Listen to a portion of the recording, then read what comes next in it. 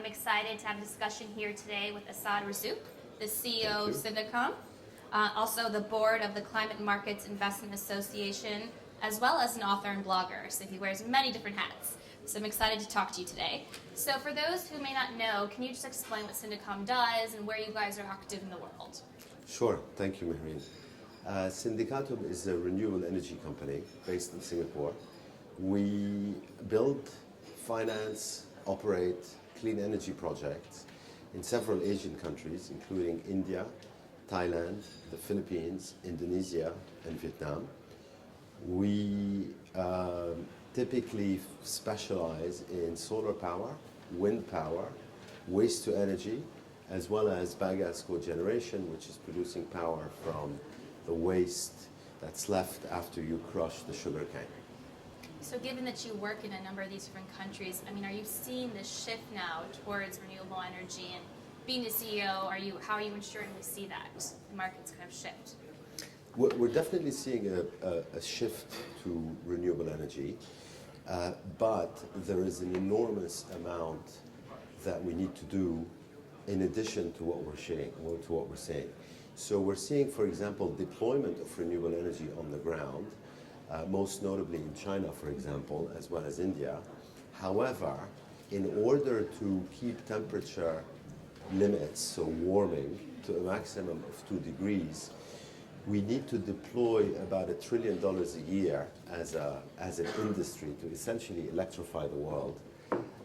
Yet at the moment, we're deploying only $340 billion a year. So, given the private sector, how do we engage the private sector to kind of help accelerate us towards climate action? Why should they invest in renewable energy? Well, I think we need, there's a lot of people trying to do what they can, but we need citizens to also lift up their sleeves and basically put up a fight, because at the moment, the main barriers to progress are the fact that fossil fuel subsidies are being subsidized. So in other words, oil, gas, and coal are still being backed by hundreds of billions of dollars per year by many countries, and so you have a problem in the governance system, because we have to stop that, but we don't seem to be able to, even though everybody knows that it's a very bad thing. And the other issue is that we have to also be fighting back against the lobbying of industries that have been around for 100 years, are extremely wealthy, extremely plugged in, know all the politicians around the world, and therefore have incumbents power.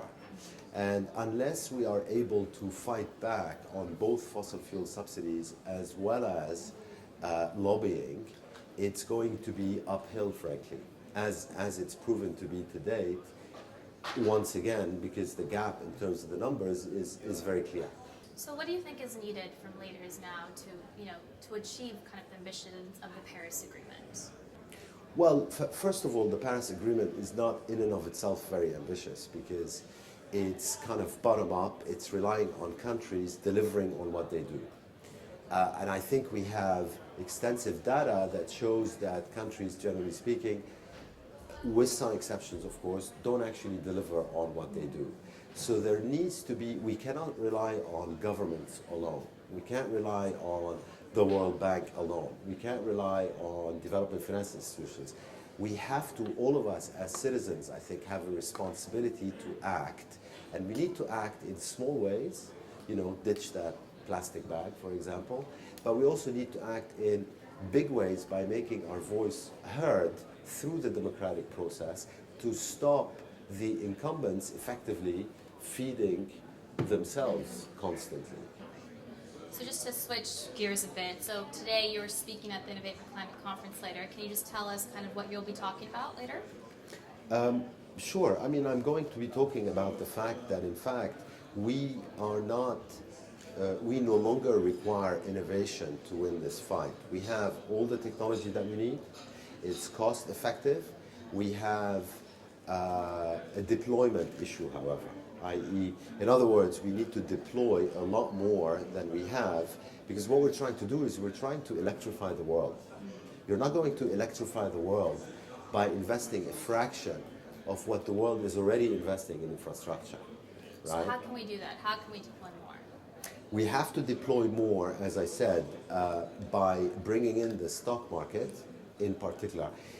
Industrialization over 200 years was financed through the stock market. The stock market today is not financing renewable energy. It's not financing energy efficiency. It's not really financing clean tech. There are, of course, some exceptions to what I'm saying, but by and large, the stock market is absent.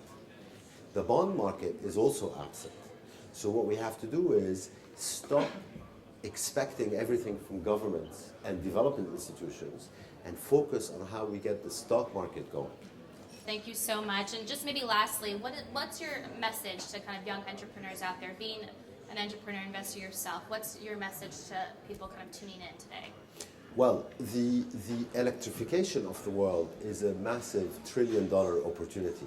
Everybody should be considering how they can start a business in that regard, what they can do to help, and everybody should be pushing all the stakeholders around them, whether it's their parents or politicians, governments, local government, in order to make sure that we stay on the path and that we accelerate deployment as opposed to what we're doing now, which all is, somewhat half-hearted.